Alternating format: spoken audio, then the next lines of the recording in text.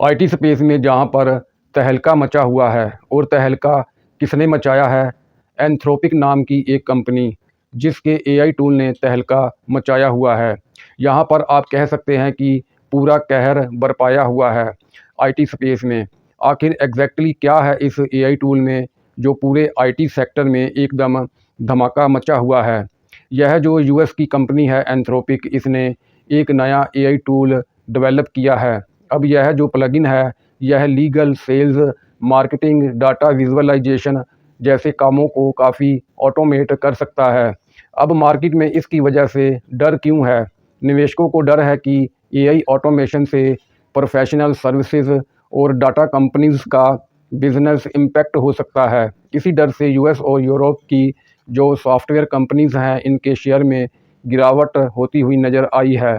तो इस वजह से काफ़ी ज़्यादा यहाँ पे खतरा बनता हुआ नज़र आ रहा है। वहीं यूरोप की बात करें तो यहाँ पे काफ़ी ज़्यादा असर पड़ता हुआ नज़र आया है। पूरे ग्लोबल आईटी स्टॉक्स जो हैं वह लाल निशान में जा चुके हैं।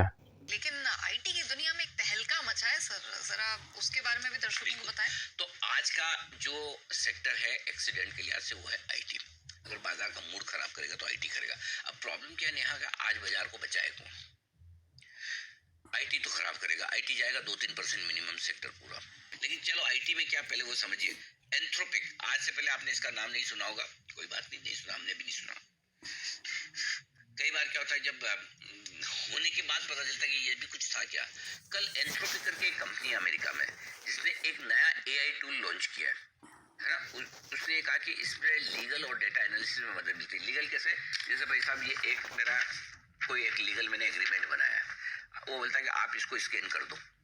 स्कैन करने के बाद आपको पूरी करके दे दूंगा कि इसकी लीगल ओपिनियन क्या होती है। आपको कोई डेटा एनालिसिस करनी है, कोडिंग करनी है, मैं करके दे दूंगा घर से बैठे बैठे। आपको आईटी एनालिस्ट की जरूरत नहीं है।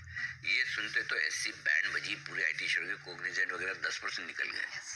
अब ये माना जा रहा है कि अगर वाकई में जो ये क्लेम कर रहे हैं वो सही हुआ, तो आईटी कंपनियों का रेवेन्यू 3 साल में 50% तक कम हो सकेगा। 50%। वो सब बोले थे ना श्री संजय दत्त जी वास्तव पिक्चर में 50 तोला वैसा 50% जा सकता है इनका। सोचो, टू मच। तो इस वजह से गिरा पड़ा है। परसिस्टेंट बेचिए, इन्फोसिस बेचिए, 1700 का स्टॉप लॉस, 1640, 1600, 1580 के टारगेट पे। इसके अलावा जो कोई आपका मन हो वो आईटी शेयर बेचिए, चाहे वो विप्रो हो सकता है, टीसीएस हो सकता है, टेक महिंद्रा हो सकता है, कोफोर्ज हो सकता है, whatever you feel like selling। 2-3% तो सब दे ही जाएंगे मोटा मोटी। बाकी इनकी श्रद्धा पे और कितना गिरना चाहिए।